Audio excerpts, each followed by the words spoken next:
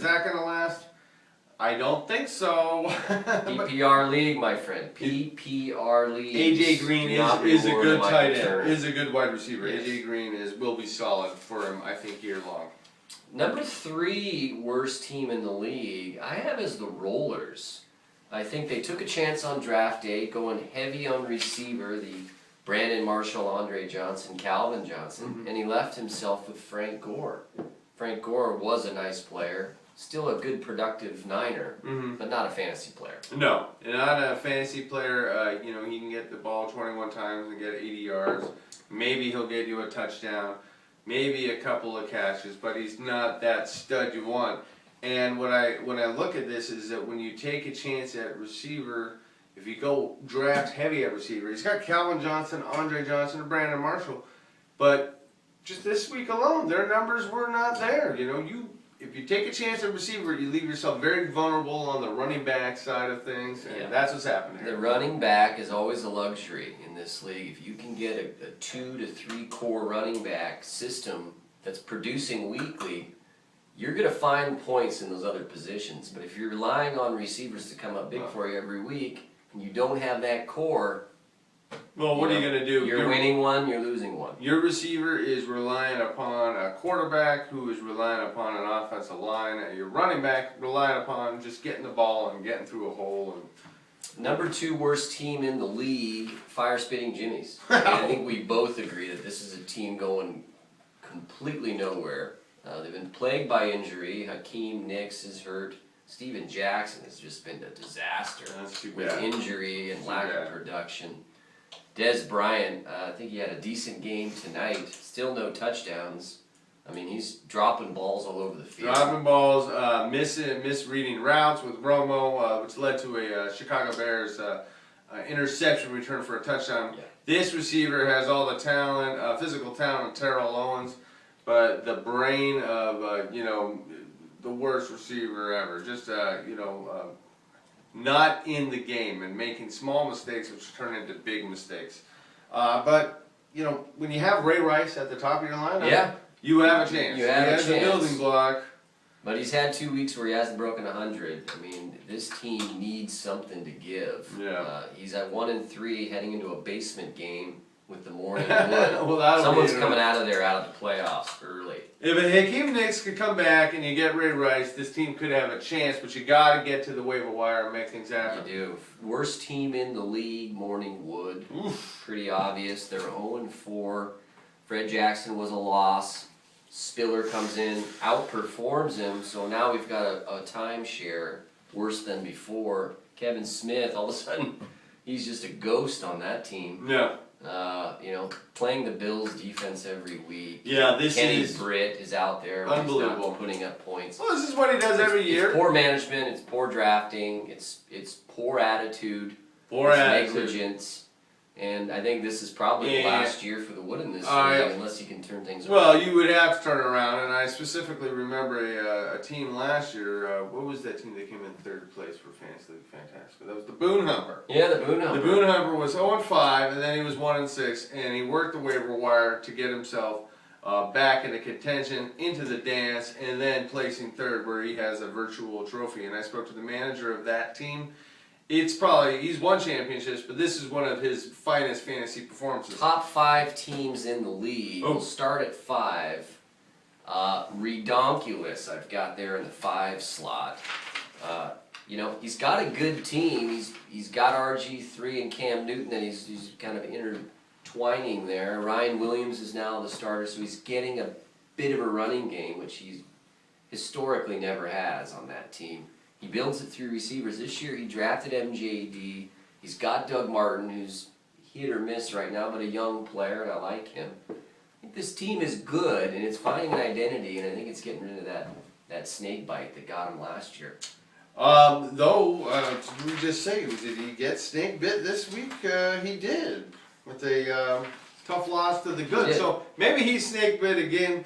I don't know, but I look at this team. My concern is the RG3 and the Cam Newton. I think he might be thinking these 2 quarterbacks will take him to the promised land. I'm not confident, certainly about the way Cam Newton started, though we did have a good week last week, Is RG3 going to be standing up for the rest of the year? But overall, he needs help at running back. I like Doug Martin, but I don't think that's an explosive running back. I think MJD is going to be boxed in a lot. Yeah. And, you know, with Dwayne Bowe, you just don't know what you're going to get from Off that to a Castle. nice start, but yeah, and Colston oft injured. You know, it's not a trustworthy team right now. Miles it's gonna Austin, need to gel a little Romo, bit. yeah. Miles Austin's been a real nice surprise. I mean, the names are there. There's some good names, but let's just see how it comes together. Number 4 in the league, Mason Keat Colby. I think he's got a lot of big names on his team. Mm-hmm. People were high on Julio Jones. Matt Ryan has been real nice. Julio's had 2 bad games now, single digits. And he just had 1 catch over the weekend for 3 points. That's a bit of a concern as Roddy White, Tony Gonzalez, the veterans of that team, are getting more of the targets now.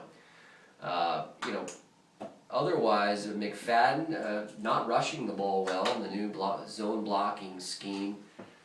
I mean, Adrian Peterson's been a real nice surprise, but if Reggie Bush can't stay healthy, all of a sudden his rushing attack might be in trouble. Sure. And the thing about Julio Jones, a lot like Jordy Nelson of last year, where he'll have that game where he lights up for 3 catches for 120 yards and 2 touchdowns.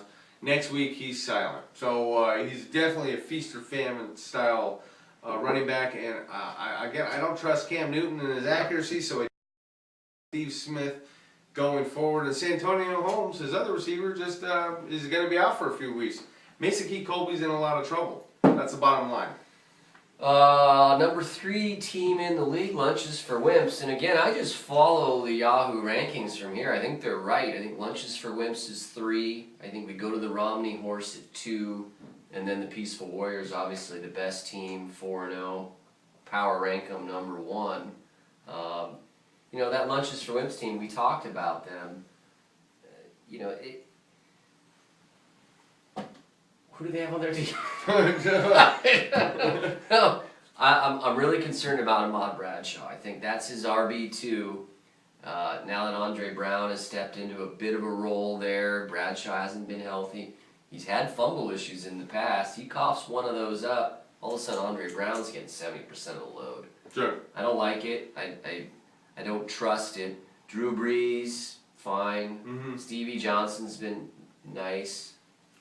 But Victor Cruz, I mean, he's riding Victor Cruz right now. He is, and I think, I have to agree with you. Ahmad Bradshaw is a hard runner.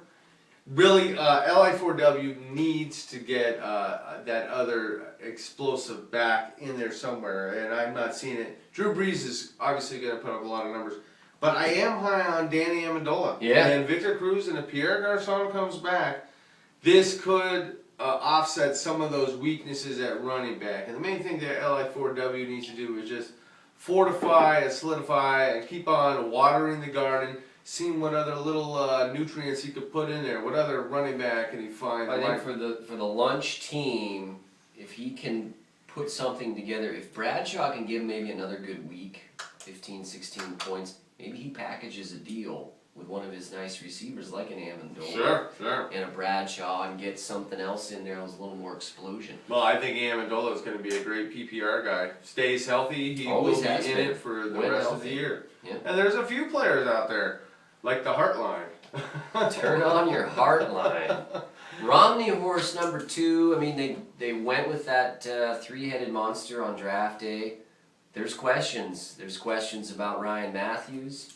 All of a sudden, we got a little Jackie battle going on in town.